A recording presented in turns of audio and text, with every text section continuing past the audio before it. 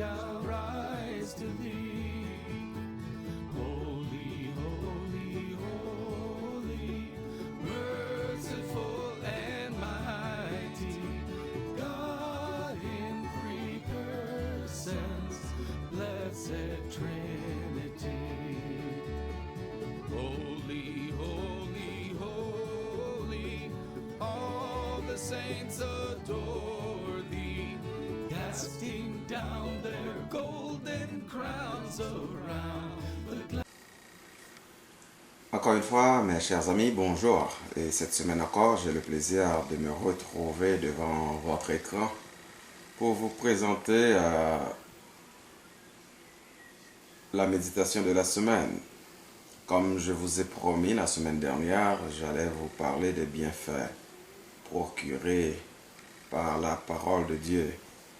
Et avant toute chose, je me rappelle vous avoir dit, cette parole a fait du bien dans ma vie. Je me rappelle que mon père, qui est mort présentement, qui lui était un serviteur de Dieu, nous a dit une fois, mes frères, ma soeur et moi, il nous a dit, quand je vais mourir, j'aurai pas de grands biens à vous léguer. Mais la seule chose que j'aurai à vous laisser comme héritage, c'est la parole de Dieu. Et mon père, c'est le premier qui m'a initié dans la lecture de la parole de Dieu. Et depuis que j'ai commencé à étudier la parole de Dieu, je suis allé à l'école et au séminaire et je me suis mis personnellement à étudier la parole de Dieu. Je vous dis franchement que cette parole a fait beaucoup d'effets dans ma vie. J'ai un texte devant moi que je trouve dans Esdras, le chapitre 7 et le verset 10, qui se lit comme suit. Esdras avait appliqué son cœur à étudier et à mettre en pratique la parole de Dieu et à enseigner au milieu d'Israël les lois et les ordonnances. Remarquez qu'on vous dit que Esdras avait appliqué son cœur. Je vous demande, est-ce que vous êtes du nombre de ceux qui appliquent son cœur comme Esdras l'avait fait à étudier la parole? Et c'est exactement ce que Esdras avait fait. Je vous signale aussi que Esdras, en ce temps-là, était dans un pays étranger. Il n'était pas chez lui, il était un immigrant dans un pays étranger, un déporté. Toutefois, même de loin, même loin de chez lui, même loin de sa patrie, il n'a pas cessé de prendre le temps d'étudier la parole parce que savait-il que c'est dans la parole qu'il peut retrouver la pensée de Dieu, ce que Dieu veut et de lui et ce que Dieu attend de lui, comme je vous ai dit la dernière fois. Non seulement ce texte nous dit que Esdras avait appliqué son cœur, regardez, son cœur à étudier la parole. Il n'avait pas passé son temps à juste lire la parole. Remarquez le verbe lire et étudier. Donc, on peut lire une chose sans pour autant aller dans les profondeurs de cette lecture. C'est ce qu'on appelle une lecture non efficace ou sectorielle, une lecture vague. Mais lui, il avait fait une étude approfondie de la parole. Donc, c'est comme les chrétiens de Béret. Il sculptait la parole, il entrait dans la parole pour comprendre l'enseignement que Dieu voulait lui donner à l'intérieur, à travers la parole. Donc il avait appliqué son cœur à étudier de façon approfondie la parole de Dieu. Et c'est ce que je vous encourage aussi à faire. Ce n'est pas de lire ou d'entendre quelqu'un vous dire ceci ou cela en ce qui a trait à la parole. Vous prenez le temps personnel de faire une lecture approfondie de la parole pour comprendre qu'est-ce que Dieu veut de vous et qu'est-ce qu'il attend de vous et qu'est-ce qu'il a pour vous aussi de cette parole. Parce que tout ce que Dieu a pour nous, les promesses de Dieu se trouvent dans la parole, dans la Bible, qui est la parole de Dieu. Donc, non seulement il avait appliqué, disions-nous, qu'il avait appliqué son cœur à étudier la parole, mais aussi il avait appliqué son cœur à pratiquer la parole. Donc, étudier, il n'étudiait pas pour étudier, pour juste avoir la connaissance intellectuelle ou théologique de la parole, mais il avait appliqué son cœur à mettre en pratique. Cela veut dire que, et c'est comme on l'avait lu la dernière fois, comme Dieu l'avait demandé à Josué, et de non seulement de garder cette parole et de mettre en pratique, d'agir fidèlement selon tout ce qui est écrit. C'est ce que cela signifie, mettre en pratique la parole, c'est agir, c'est vivre comme la parole nous demande de vivre, c'est pratiquer la parole dans sa vie, c'est agir selon tout ce qui y est écrit, tout ce que la parole nous enseigne. Il y a plein de choses que nous faisons, mais malheureusement, il y a plein de pratiques dans nos églises, dans nos assemblées, mais qui ne sont pas des pratiques recommandées par la parole. Mais si vous qui m'écoutez, qui me regardez présentement, prenez le temps de lire cette parole, vous allez vous rendre compte que vous êtes vraiment à côté de ce que la parole de Dieu demande. Malheureusement, des apôtres, des prophètes, des ci ou des ça, des docteurs qui font des choses qui sont tout à fait contraires à ce que la parole demande. Est-ce que vous avez pris le temps de lire la parole pour pratiquer la parole dans votre vie, pour comprendre est-ce que vous êtes sur le droit chemin? Et la parole de Dieu nous dit, telle voie paraît juste à un homme, mais son issue mène à la mort. Cela ne veut pas dire la direction dans laquelle vous vous trouvez. C'est une direction que cette parole nous donne. Donc il faut le code de la route, notre meilleur GPS pour comprendre la direction que nous devons donner à notre vie se trouve dans la parole de Dieu.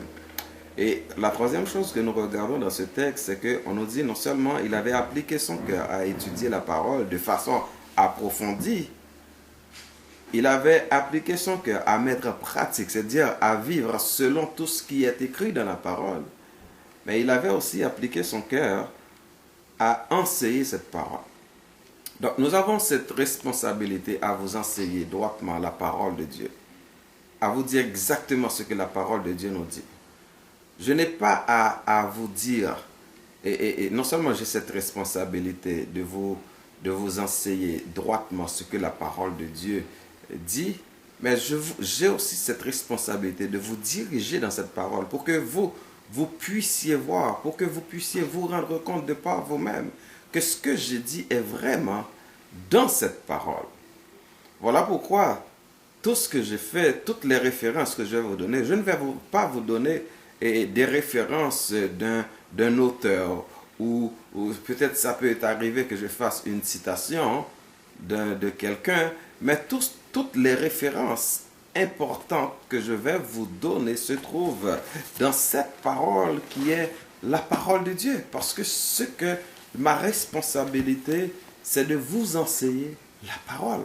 Et c'est ce que le Seigneur nous a demandé de faire. En Matthieu chapitre 28, il dit, allez faites de toutes les nations des disciples, les baptisant au nom du Père et du Fils et du Saint-Esprit, et enseignez-leur à observer tout ce que je vous ai prescrit. Malheureusement, j'ai pris le temps de faire cette introduction, mais je vais rester là et la semaine prochaine, je vais vous enseigner au moins, vraiment, je vais partager avec vous 4 choses importantes que peut vous procurer la parole. Là, j'ai vu avec vous comment Esdras avait appliqué son cœur. Donc, je vous enseigne, je vous exhorte aussi à appliquer votre cœur. Non seulement pas juste à lire, mais à étudier de façon approfondie la parole de Dieu, mais aussi non seulement à étudier, mais aussi à pratiquer cette parole dans votre vie. Et l'autre troisième responsabilité, c'est d'enseigner cette parole autour de vous et dans votre famille, avec vos enfants et votre partout où vous êtes, mais d'enseigner droitement cette parole et de dire exactement ce que cette parole vous dit de dire, ce que cette parole vous enseigne. Mais d'abord, prenez le temps d'étudier la parole pour vous-même, parce que c'est plus important. Souvent, des gens, ils étudient la Bible pour les autres. Ils sont tout prêts à dire les autres, voici ce que vous devez faire. Mais pourtant, ils ne pratiquent pas cette parole pour eux-mêmes dans leur vie personnelle. Mais vous, d'abord, avant de penser aux autres, avant de penser à dire aux autres qu'est-ce qu'ils doivent faire, comment ils doivent marcher, regardez, est-ce que vous étudiez la parole pour vous-même? Est-ce que vous marchez selon la parole? Est-ce que vous pratiquez la parole dans votre vie personnelle avant de penser de l'enseigner? Et Esdras nous donne cette leçon. Le texte nous dit que Esdras avait appliqué son cœur à étudier la parole et à mettre en pratique cette parole. Et cette troisième action, c'est après avoir mis en pratique cette parole, c'est-à-dire la pratique de la parole doit se voir dans votre vie, vous qui enseignez. D'abord, vous qui prêchez, d'abord, il faut qu'on voit cette pratique de cette parole dans votre vie avant de pouvoir l'enseigner à d'autres. Donc, je vous encourage cette semaine, mes frères et sœurs, à prendre le temps, à prendre cette habitude. Pas de lire seulement une portion de la Bible ou bien un verset. Ne vous contentez pas de connaître un verset, deux versets, trois versets, mais je vous encourage à lire de façon approfondie, à développer cette habitude, à développer cette aptitude, à développer donne-vous cette habitude de lire chaque jour la parole, de l'étudier, de la méditer, car il est écrit, comme nous l'avions vu la semaine dernière dans le psaume 1er, celui qui médite cette parole, il est comme un arbre planté près d'un courant d'eau qui donne son fruit en sa saison et dont le feuillage ne se flétrit point. Tout ce qu'il fait, lui, réussit. Alors si vous voulez réussir dans votre vie, si vous voulez connaître du succès dans votre vie, si vous voulez avancer dans votre vie spirituelle, si vous voulez grandir dans votre vie spirituelle, pensez à vous-même. Pensez à étudier la parole de Dieu, à mettre en pratique cette parole de Dieu. C'est-à-dire mettre en pratique la parole de Dieu, c'est marcher selon la parole, c'est vivre selon la parole, c'est vous comporter selon ce que la parole de Dieu vous enseigne, c'est d'agir selon la parole, selon la dictée de la parole de Dieu. Et après, vous avez aussi ce rôle, cette responsabilité à propager cette parole, à faire la propagation de cette parole, à l'enseigner aux autres. Donc qu'il en soit ainsi pour chacun de nous. Que le Seigneur vous bénisse. Mon nom c'est Jean-David Pierre-Louis, pasteur à l'église baptiste Sanctuaire de la Grâce, située au 3515 boulevard industriel à Montréal. Si vous voulez m'écrire, écrivez-moi à mon adresse JDPL Ministries. Ça c'est mon adresse Facebook. Vous pouvez toujours commenter cette méditation et aussi réagissez et aussi partagez là avec vos amis. Et ensuite, vous pouvez m'écrire sur mon adresse personnelle et email, c'est pasteurpierrelouis@gmail.com et mon numéro de téléphone, vous le connaissez, c'est sur l'écran, 88 878 4913. En attendant de nous revoir la semaine prochaine, je vous souhaite de passer une agréable semaine dans le Seigneur. Que Dieu vous bénisse. Au revoir.